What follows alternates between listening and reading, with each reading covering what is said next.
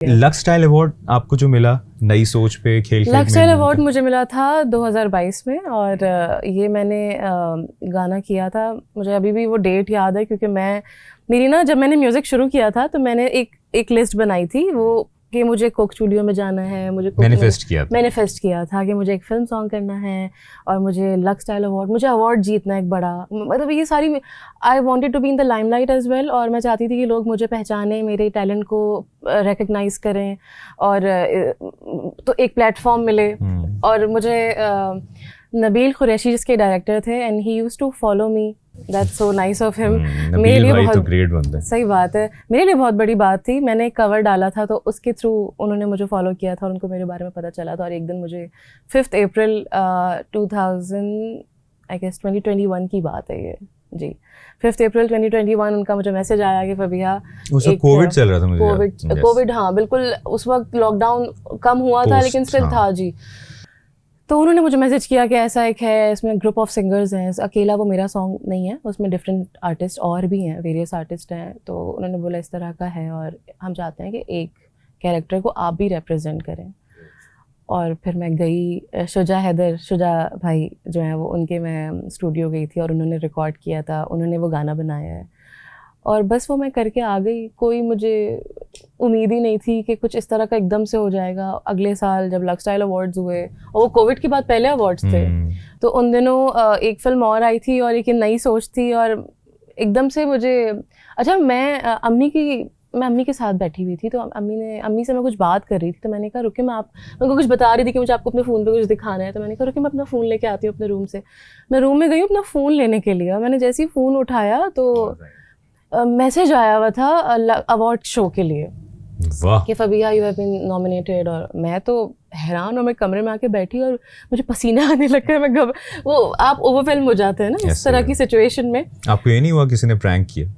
मुझे कुछ समझ नहीं आ रहा था, मैं कंफ्यूज थी और मैंने अम्मी को दिखाया और मैं रोने लग गई बताते ही। और अम्मी ने गले लगा लिया। अम्मी ने बोला नहीं बेटा तुमने कितनी मेहनत की है यहाँ तक आने के लिए, तो तुम ये डिज़र्व करती हो और ये सच में हो रहा है तुम्हारे साथ। अच्छा वो पूरे दिन मैं अपने होश में ही नहीं थी, मुझे समझ ही नहीं आ रहा था ये हुआ क्या है। और विद इन 2 डेज़ मेरी फ़्लाइट थी, मुझे लाहौर जाना था, लाहौर में हो रहे थे वो उस साल के शोज़ और उन्होंने मेरी फ़्लाइट बुक करवा दी। मैं एंड टाइम तक इतना पैनिक कर रही थी, मुझे लग रहा था सब कैंसिल हो जाएगा, कुछ नहीं हो पाएगा क्योंकि जब तक आपका जो एक ख्वाब होता है जो आपने मैनिफेस्ट किया नॉमिनेशन पे आपकी बिल्कुल नॉमिनेशन पे था। मैंने कहा मैं नॉमिनेट हो गई हूँ ना, बस इनफ है, हो गया, जीतूँ या ना जीतूँ कोई फ़र्क नहीं पड़ता, मैं यहाँ तक आ गई, इतने बड़े लोगों के बीच में बैठ गई। और उस गाने को तो और भी लोगों ने, जिस तरह आप बता रही, और किस ने गाया था? पना ने गाया था, शहरियार उसमें थे, एक शुजा भाई ने खुद गाया था, शुजा हैदर उसमें सिंगर थे और भी कुछ आर्टिस्ट थे, मुझे एग्जैक्टली उनके नाम, सफ़ीर एक थे।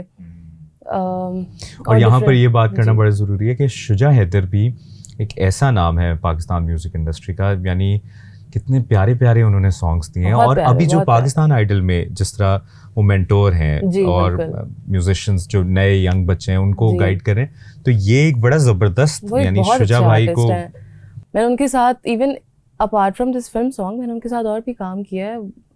सच अ ग्रेट पर्सनैलिटी और जिस तरीके से वो म्यूज़िक आपसे करवाते हैं उनका तरीका डिफरेंट है, अहमद भाई का तरीका डिफरेंट है, लेकिन बहुत मज़ा आता है दोनों के साथ काम करके। और मैं मेरे लिए तो बहुत बड़ी बात थी इतने बड़े आर्टिस्ट के साथ काम कर रही हूँ। अच्छा, जब नॉमिनेशंस का ऐलान हो रहा था फिर मैं लाहौर पहुँच गई, बेस्ट फीमेल सिंगर या debut, best film playback song of the year announce हुआ तो मैं ऐसे हुई थी कि ये क्या हुआ, मैं जीत भी गई। और बस फिर जब स्टेज पे गए या स्पीच दी, वो सोचते थे हम लोगों को देख के क्या थी वो स्पीच। अच्छा मुझे रिग्रेट है उस बात का, पता है मैंने सोचा था कि मैं सबका शुक्रिया अदा करूंगी, मैं नवीर भाई का शुक्रिया अदा करूंगी, मैं शुजा भाई का शुक्रिया अदा करूंगी, अपने माँ बाप का शुक्रिया अदा करूंगी। और आपने लेकिन जब मैं स्टेज पे पहुंची तो मैं बिल्कुल आई वाज शिवरिंग और मैं हाथ पाँव ठंडे हुए और बस। और उससे पिछले लास्ट ईयर ही मैंने लक्स के लिए एक गाना भी गाया था, तो मैंने बस ये बात उनको बोली कि लास्ट ईयर आई संग for lux and this year I am getting the award. तो बस मुझे कुछ समझ नहीं आ रहा था मैं क्या बोलूँ, एकदम से मुझे माइक पकड़ा दिया था, लेकिन बाद में मुझे लगा कि आई शुड हैव। अक्सर लोग करते हैं ना अवार्ड से पहले अपने पेपर निकालते हैं पर्ची में, मुझे उम्मीद नहीं थी ना। तो और कौन नॉमिनेटेड था? और एक और फिल्म आई थी तो उसमें हमारे कुछ कवाल्स हैं वो नॉमिनेट हुए थे उस गाने के लिए, उस फिल्म सॉन्ग के लिए। तो 2-3 ही नॉमिनेशंस थी, क्योंकि कोविड के टाइम पे आपको पता है इतनी फिल्म्स और इतनी चीज़ें हुई नहीं थी ना। वो ड्यू क्रेडिट जो मिलना चाहिए उस गाने पर, या वो आपको नहीं मिला, इसका शिकवा है, या आपको लगता है कि कहीं ना जिस वक्त हुआ था उस वक्त ज़रूर था। मैं बहुत नाराज़ हुई थी इस बात पे, और बल्कि एक स्टोरी भी लगाई थी मैंने जो वायरल हो गई थी, और बाद में मुझे रियलाइज़ हुआ था कि मुझे नहीं लगानी चाहिए थी। मैं उस चीज़ को दूसरे तरीके से भी हैंडल कर सकती थी, लेकिन आप ज़ाहिर है आप गलतियों से सीखते हैं। और उस वक्त मैं बहुत गुस्से में थी, मतलब ये क्यों किया मेरे साथ, मैं भी डिज़र्व करती थी रिकग्निशन, मैं भी जाना चाहती थी उस इवेंट में और मैं सबसे मिलना चाहती थी। मैं उस टीम का पार्ट हूँ, तो मुझे वहाँ होना था, मुझे वहाँ प्रेजेंट होना था।